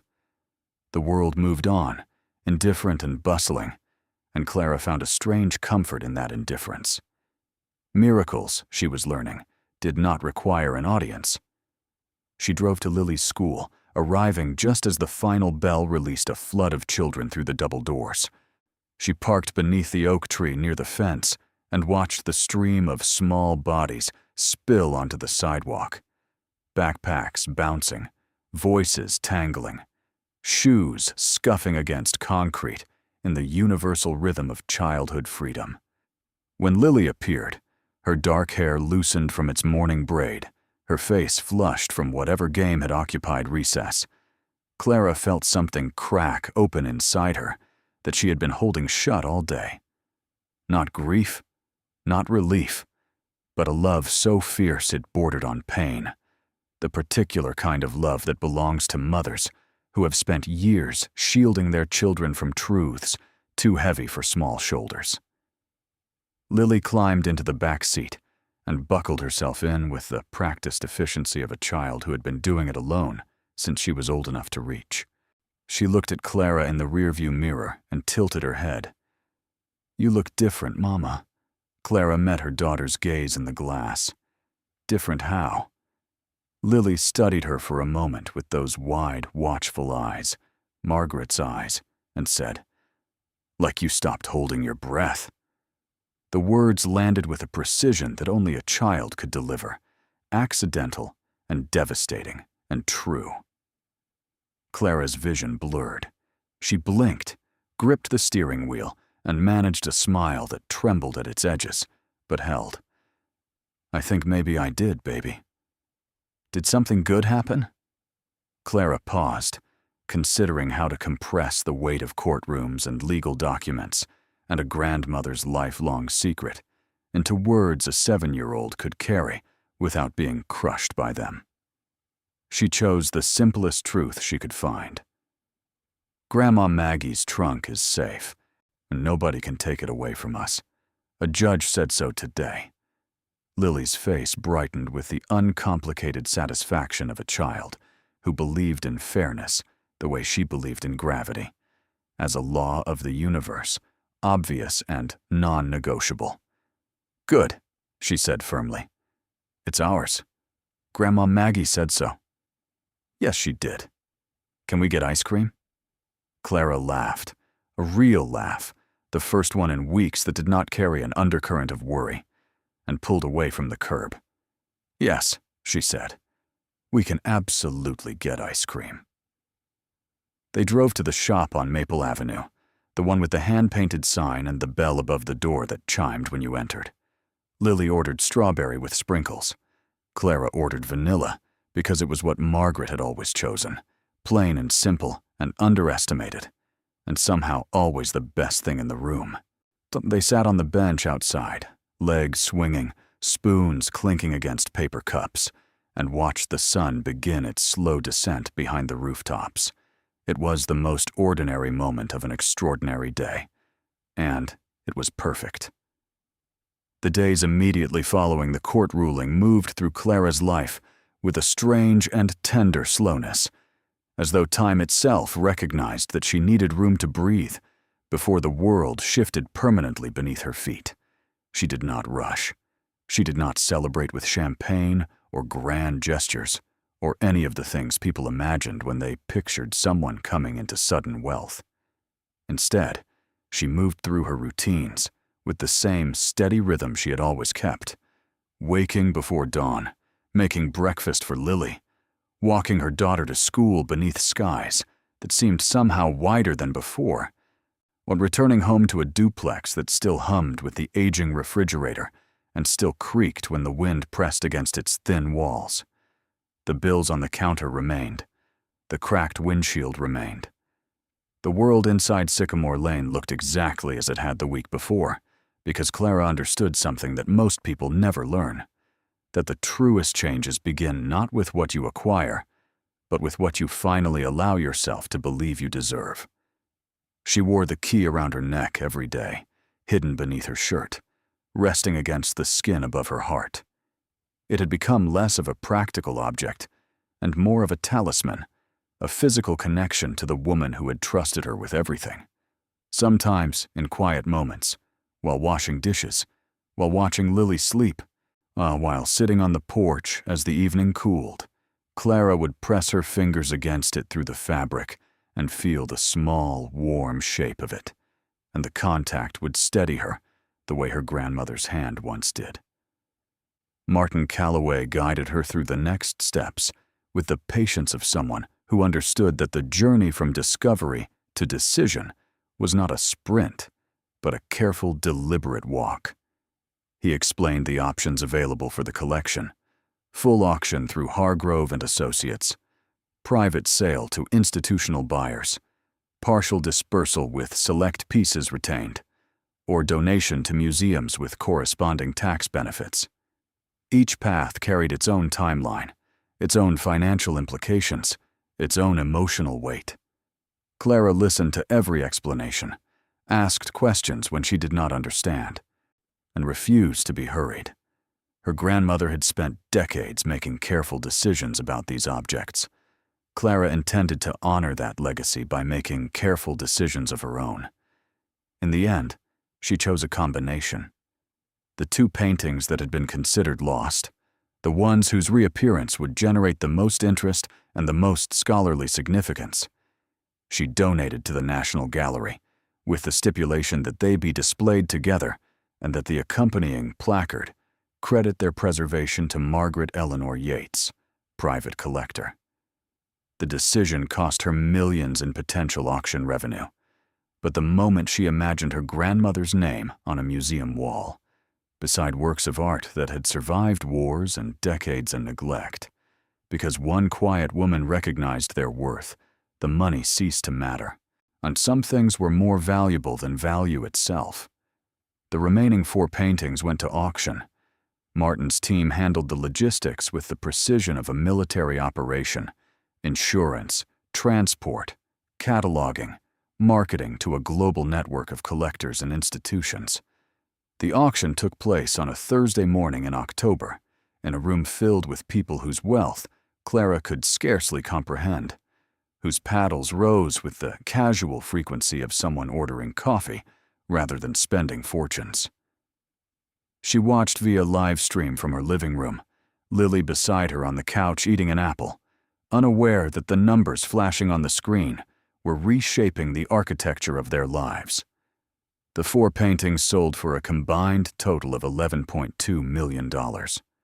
Clara had watched every moment of it unfold on the screen, her body rigid on the couch, her hands gripping each other in her lap, so tightly that her knuckles turned white. The auctioneer's voice had been calm, almost musical, calling numbers with the practiced rhythm of someone conducting a symphony. But the bidding itself was anything but calm. The first painting, the countryside at twilight, the one Clara had lifted from the trunk before any other, opened at $200,000 and climbed in increments that made Clara's vision blur.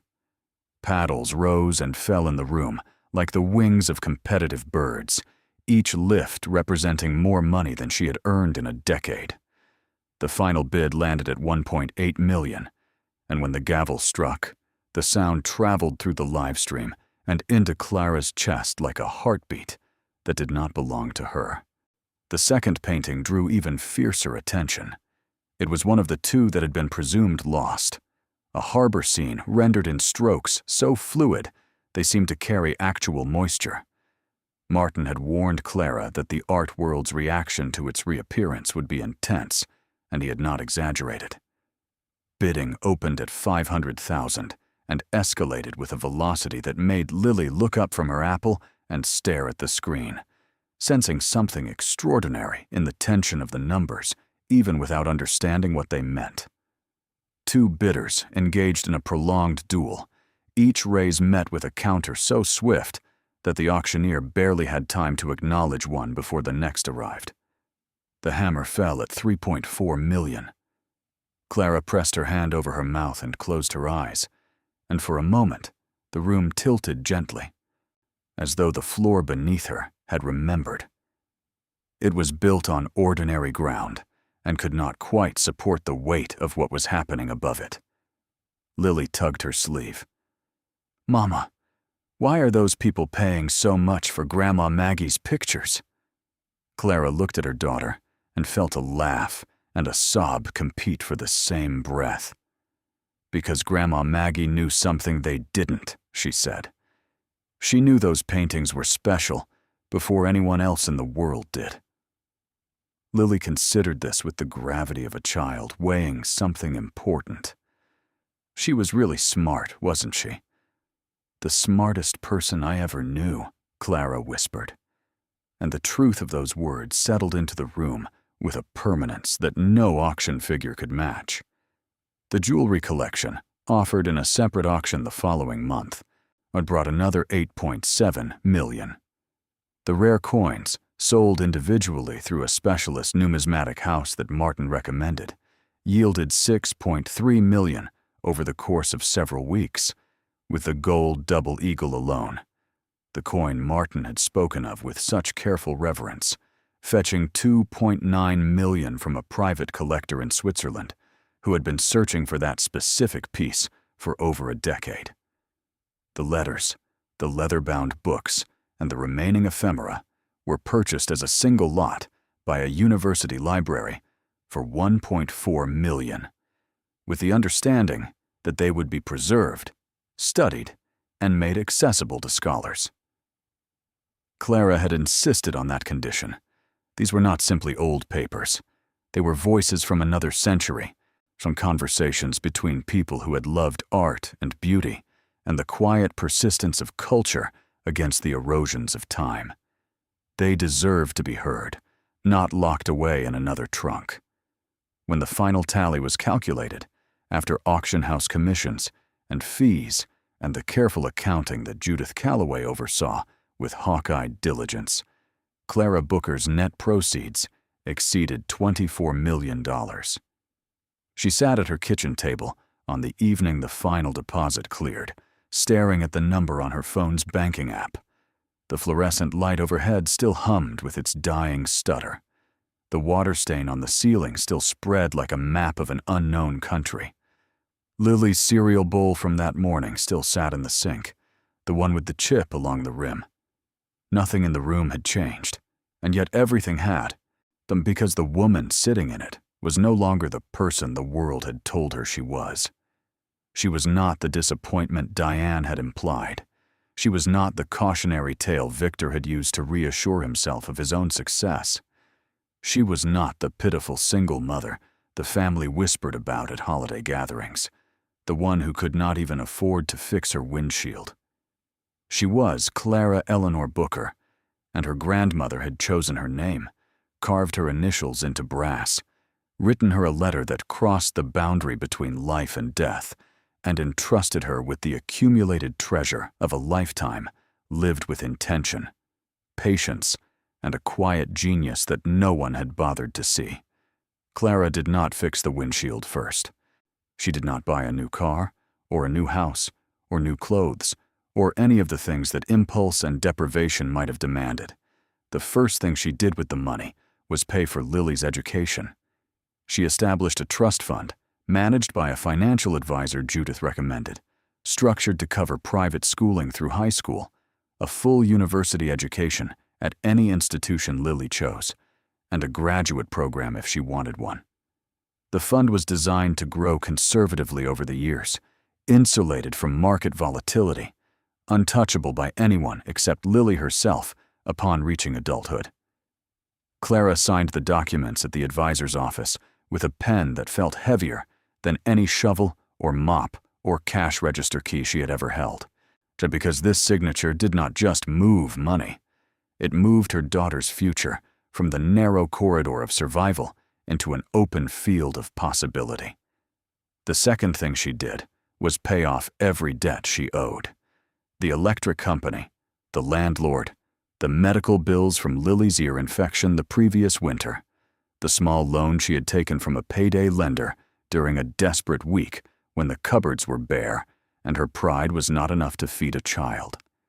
Each payment felt like removing a stone from a wall that had been closing in around her for years.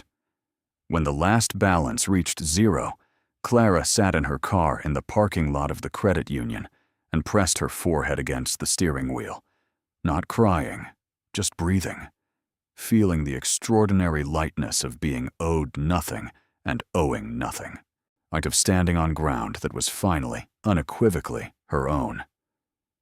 The third thing she did was buy a house, not a mansion, not a showpiece, not the kind of property that announced wealth to the neighborhood.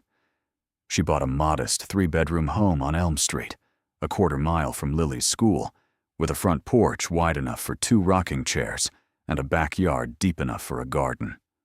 The house had good bones, a solid roof, and windows that let in morning light the way her grandmother's kitchen once did, generously, warmly, as though the sun itself were being invited to sit down and stay a while.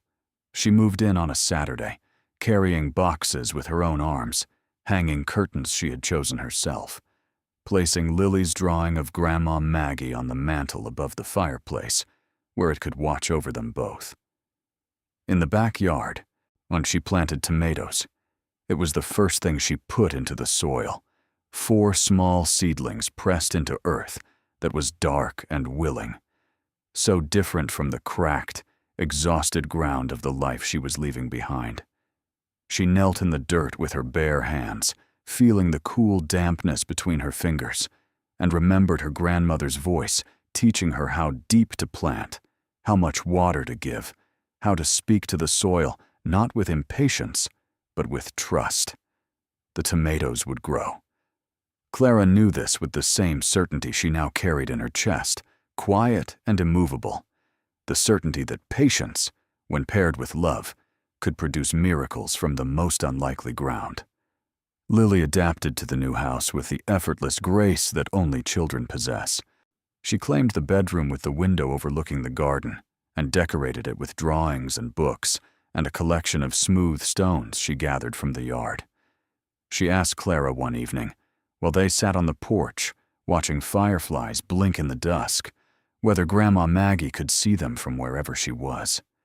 Clara thought for a moment, then said, "I think she planted the fireflies just for you." Lily smiled the wide, uncomplicated smile of a child who believed in magic because she had seen enough evidence to trust it, and Clara held that smile inside her like a lantern, letting it illuminate corners of her heart that had been dark for too long. As the weeks passed, and the initial wave of change settled into something steadier, Clara began to piece together the fuller story of her grandmother's collection, not just what it contained, but how it came to exist. The letters in the portfolio, the ones she had donated to the university library, provided fragments. Martin Calloway filled in more during their conversations, and Gloria, during a visit to Clara's new home, shared memories of things Margaret had told her during quiet afternoons at Briarwood, stories the old woman had offered like gifts, knowing that someone, somewhere, would eventually want to hear them.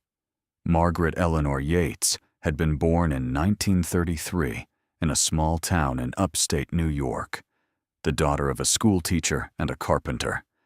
She grew up in a house filled with books and very little money, 2 conditions that shaped her in equal measure.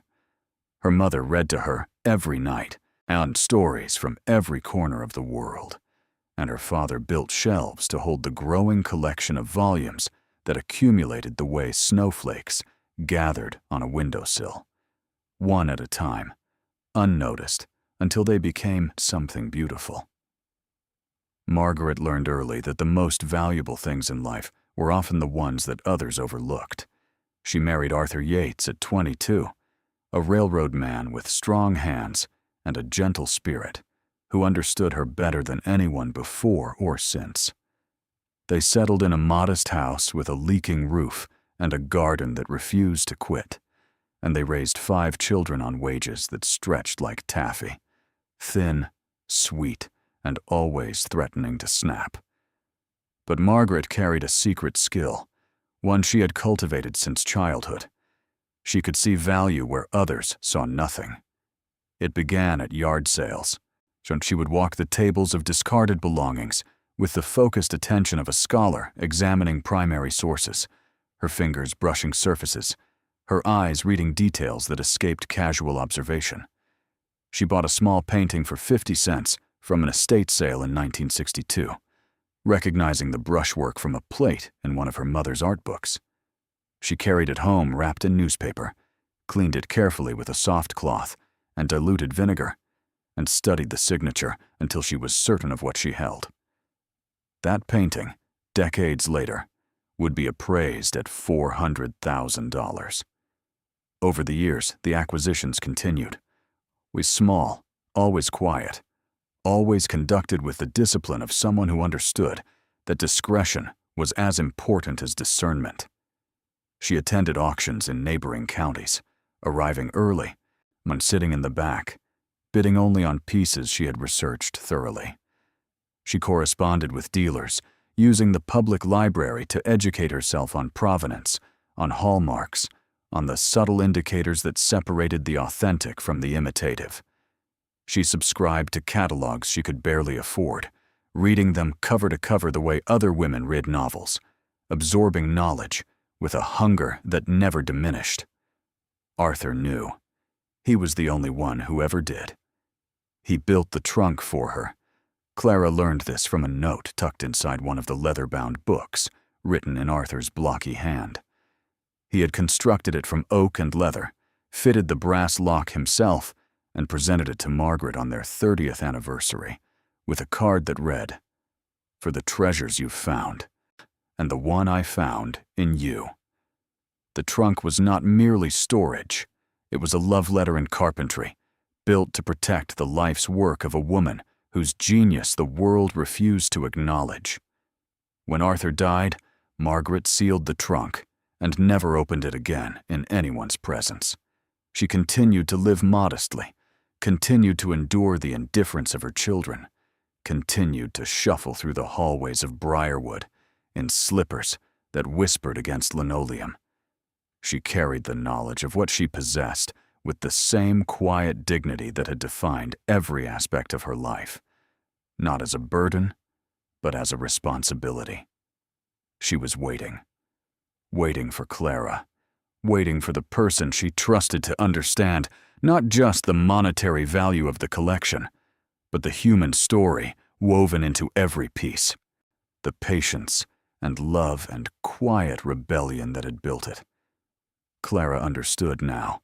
She understood all of it, and the understanding did not make her rich, it made her whole. News of the inheritance and the court ruling traveled far beyond the family.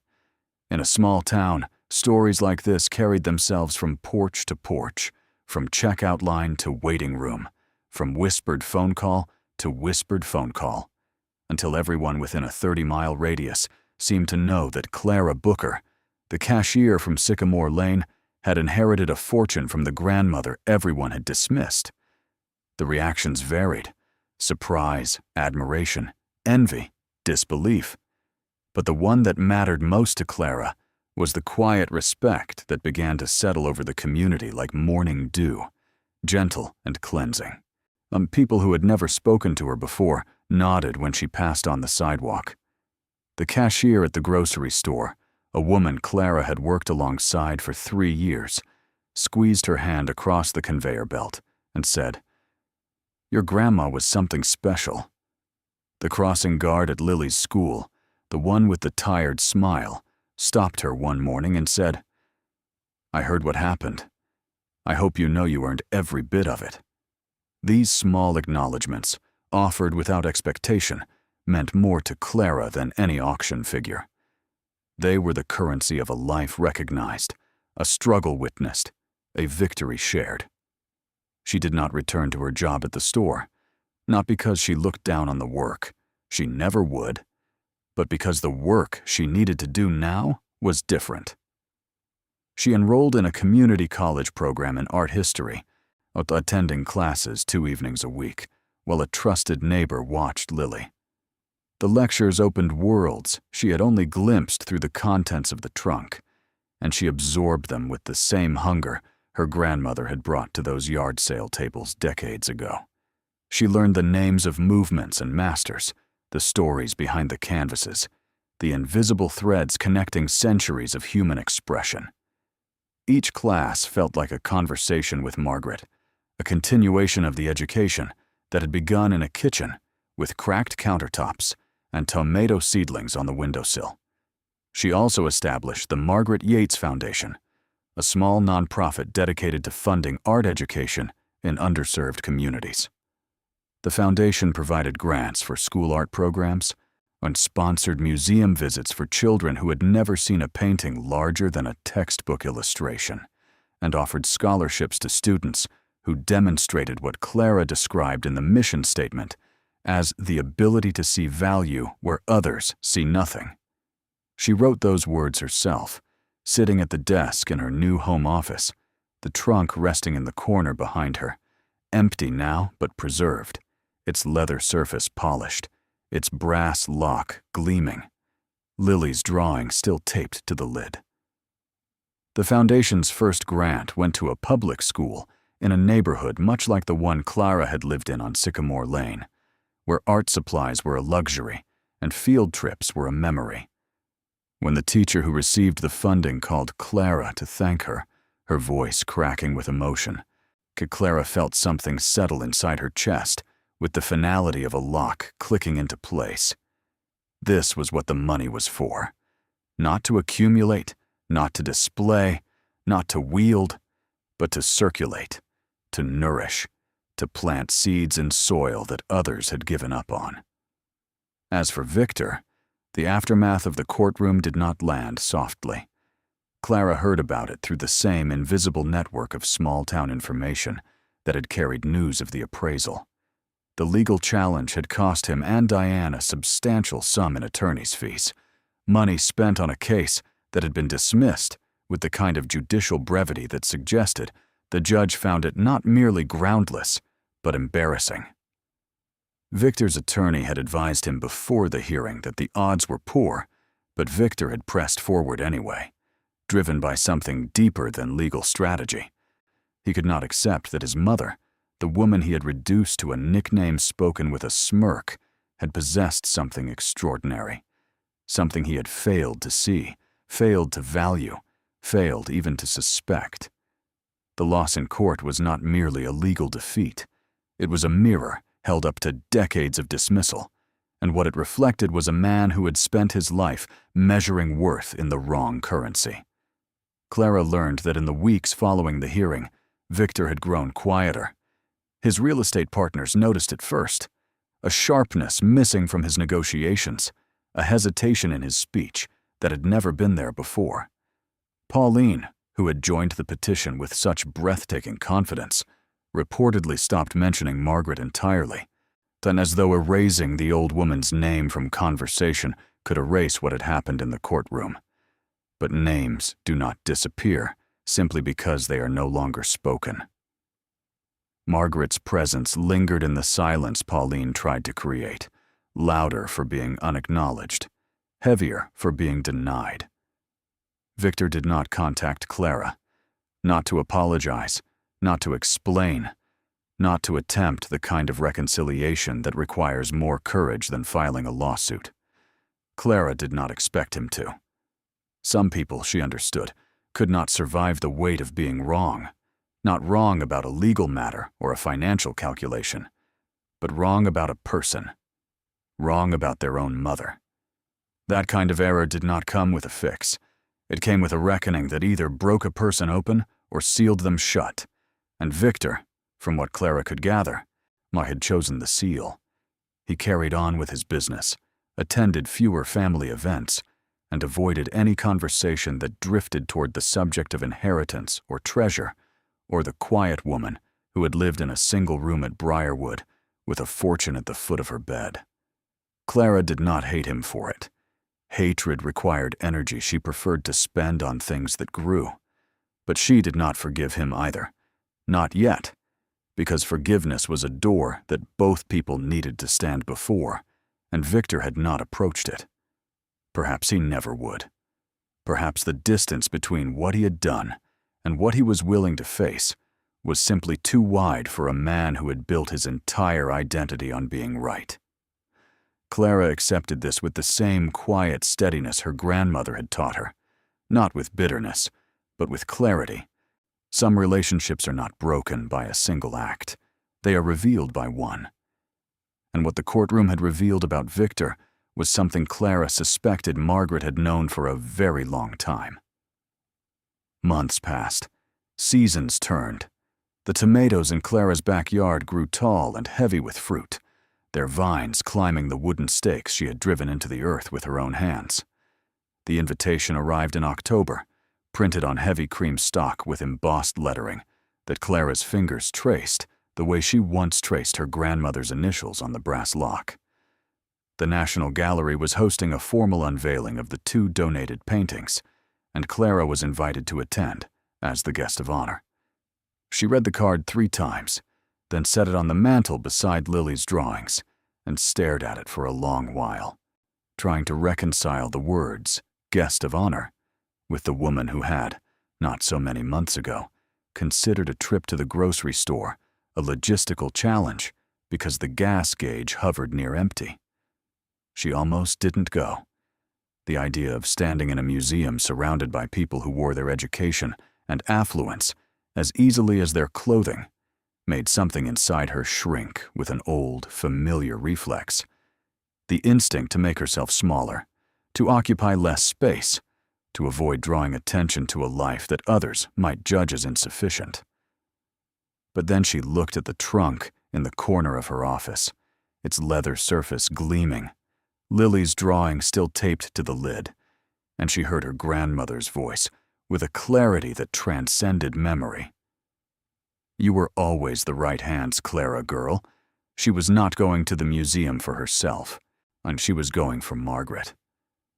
Clara wore a simple black dress she had purchased for the occasion, the first new dress she had bought in over 4 years, and a pair of shoes that did not pinch or wobble.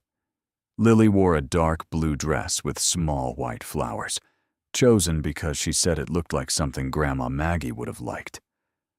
They took a train into the city, Lily's face pressed against the window as the landscape transformed from small-town streets to the steel and glass canyons of the capital. The girl's eyes widened with each new sight, drinking in a world that was enormous and glittering and full of strangers who walked with a speed that suggested they were always late for something important. The museum was vast, its marble halls echoing with footsteps and whispered voices and the hushed reverence of people standing before objects that had outlived generations. A curator met Clara and Lily at the entrance, a slender man with kind eyes, who shook Clara's hand with both of his and said, with a sincerity that made her throat tighten, "It is an extraordinary privilege to have these works in our collection. Your grandmother preserved something the world believed was gone forever."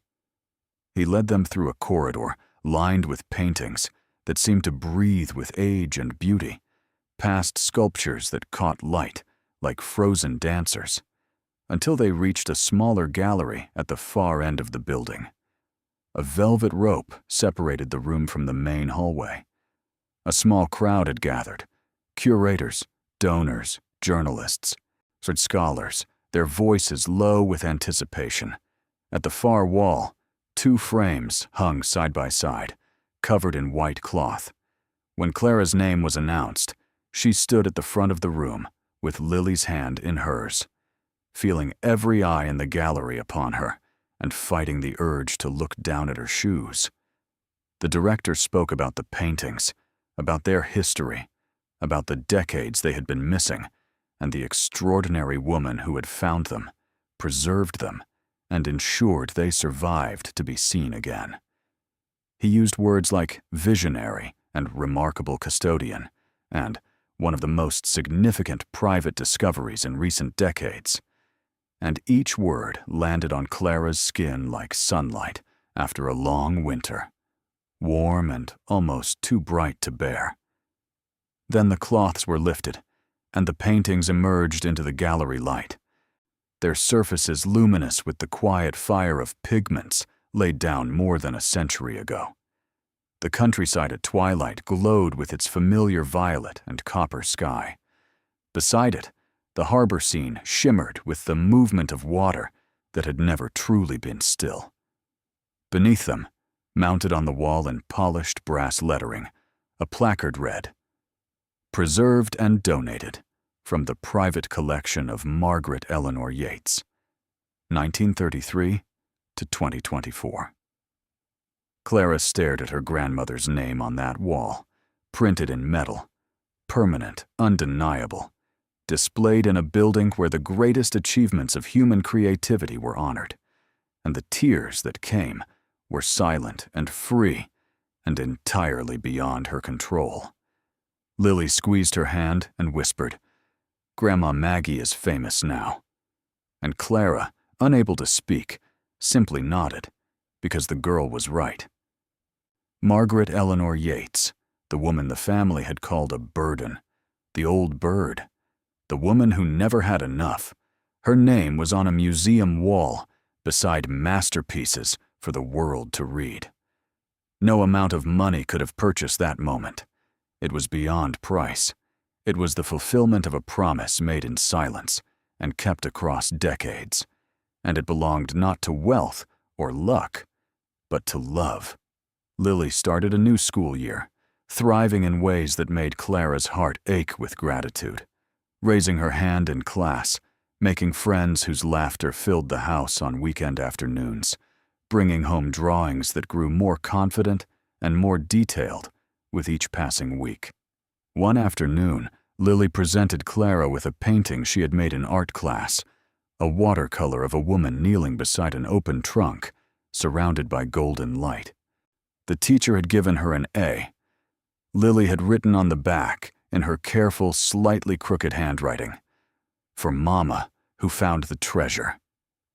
Clara hung it on the wall beside the mantel, next to the original drawing of Grandma Maggie surrounded by stars, and stood back to look at them both.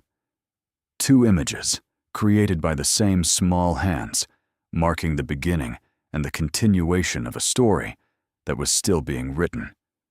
She pressed her fingers to the key beneath her shirt and felt its warmth.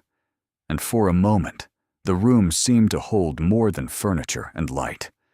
It held the presence of a woman who had lived quietly, loved fiercely, and left behind a legacy that could not be measured in dollars alone. There was one final chapter that Clara had not anticipated, and it arrived not with legal papers or auction results, but with a knock on her front door on a cool evening in early November. She opened the door and found Diane standing on the porch. Her mother looked smaller than Clara remembered, as though the months since the courtroom had stripped away something structural, some internal scaffolding that had held Diane upright and impervious for years. Her hair was pulled back loosely, her makeup minimal, her clothing simple in a way that Clara had never seen. No jewelry, no heels, no armor. She held a paper bag in both hands, gripping it the way one grips something fragile, and when she looked up at Clara, her eyes were red-rimmed and wet. "I brought biscuits," Diane said. Her voice trembled on the second word. "I used Mom's recipe. I found it in the back of a cookbook I was going to throw away, and She stopped. Her lips pressed together. I'm fighting something enormous. "I wanted to bring them to you." Clara stood in the doorway for a long moment. The evening air was cool against her arms. A neighbor's dog barked somewhere down the street, distant and ordinary. She looked at her mother's face and saw not the woman who had laughed at the trunk, not the woman who had filed legal papers to take what was not hers, but a woman standing at the edge of a bridge she was not sure she was allowed to cross, holding biscuits made from her dead mother's recipe as the only offering she knew how to bring. Clara stepped aside and opened the door wider. "Come in, Mom." Diane's breath caught. She nodded once, quickly, and crossed the threshold. They sat at the kitchen table. The new one, made of solid oak, warm under the light of a fixture that did not stutter or hum. Diane placed the biscuits between them, and Clara brewed tea in a pot she had bought at a flea market, drawn to it because its pattern reminded her of one Margaret had kept in the old house. They ate slowly, without speaking at first, the biscuits crumbling softly between their fingers, the taste of butter and flour and something indefinably familiar filling the space where words were still struggling to form. It was Diane who spoke first, and when she did, the words came not in the polished, calculated manner Clara had known her entire life, but in broken, halting fragments that cost her visible effort to release. "I didn't know her," Diane said. She stared at the table, at her own hands wrapped around the teacup. "My own mother. I didn't know what she was. I didn't know what she built. Oh, I spent my whole life thinking she was—" She stopped, swallowed, and the next word came out like a confession. "Small. I thought she was small. And she was the biggest person in the room. Every room. And I missed it." Clara did not rush to comfort her. She did not offer easy forgiveness or convenient platitudes. She sat with the truth of what her mother was saying and gave it the weight it deserved. Some truths need to stand in open air before they can be absorbed. "She loved you," Clara said finally. "She loved all of you. That's what makes it so sad. She wasn't hiding from you out of spite. She was protecting something because she knew that if you saw it, you wouldn't see her. You'd see the money. And she wanted to be seen as more than that." Diane's face crumpled. The tears she had been containing broke through with a sound that was half gasp and half sob, raw and unguarded, in a way Clara had never witnessed from her mother. Diane pressed her hand over her mouth, shoulders shaking, and for the first time in Clara's memory, she saw not a woman performing emotion, but a woman drowning in it. Clara reached across the table and placed her hand over Diane's. The gesture wasn't forgiveness, not yet, perhaps not fully for a long time. But it was presence. It was the same thing Margaret had offered Clara on those Sunday afternoons, the simple, irreplaceable gift of being there. They sat like that for a while, mother and daughter, the biscuits half-eaten, the tea cooling in their cups, the quiet of the house folding around them like a blanket stitched from years of misunderstanding and the fragile, tentative hope that understanding might still be possible. Lily appeared in the hallway doorway, rubbing her eyes, drawn from her room by voices she recognized, but had never heard speaking together in this particular tone. She looked at her grandmother, then at her mother, then at the biscuits. She climbed into a chair, took one, bit into it, and said, with the devastating simplicity that only a child can deliver, "These taste like Grandma Maggie's." Diane looked at the girl as though seeing something miraculous, something she had walked past 1,000 times without noticing. "They are Grandma Maggie's," she whispered. "She taught me how to make them when I was your age. I just forgot." Lily chewed thoughtfully and nodded. "You should make them more." And Diane, for the first time in Clara's memory, laughed. Not the sharp, unperformative laugh that had filled rooms at holiday gatherings, but a real one, surprised, wet with tears, fragile as new glass and just as clear. It was the sound of a wall coming down, not all at once, but enough to let light through. Clara smiled. She did not know what the future held for her relationship with her mother, whether the bridge Diane had begun to cross tonight would hold the weight of years of neglect and one searing act of betrayal, or whether it would crack under the next disagreement and send them both tumbling back into silence. She did not know whether Victor would ever call, whether Pauline would ever acknowledge what they had done, whether the rest of the family would find their way to the same reckoning Diane was beginning tonight. She could not predict those things, and she did not try. What she knew was this. She was sitting in a house she owned, at a table made of solid wood, with her daughter beside her and her mother across from her, and biscuits made from a recipe that had survived neglect and rediscovery and the long, winding journey from one generation's hands to the next. She knew that her grandmother's name was displayed in a museum beside paintings the world had believed were lost. She knew that children in schools she would never visit were painting with supplies her foundation had provided, learning to see value where others saw nothing. She knew that the trunk in her office held no more treasures, but had become a treasure itself, a monument to the woman who proved that the quietest lives could carry the loudest legacies. And she knew, with a certainty that lived not in her mind, but in the marrow of her bones, that Margaret Eleanor Yates had not left her a fortune. She had left her something far greater.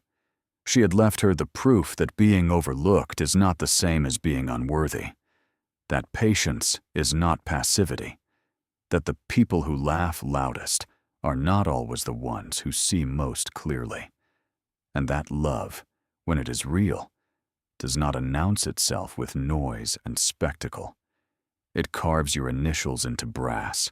It writes your name on an envelope. It waits in the dark for as long as it takes, trusting that the right hands will come. Clara pressed her fingers to the key beneath her shirt one final time. Its warmth was steady, familiar, permanent. She looked at Lily, who was reaching for another biscuit. She looked at Diane, whose eyes were still wet, but whose face held something new, something fragile and searching and not yet named, but alive. She looked at the kitchen window, where the evening had deepened into full darkness, and beyond the glass, a single star burned with the quiet, unwavering brightness of a woman who had never stopped watching over the people she loved.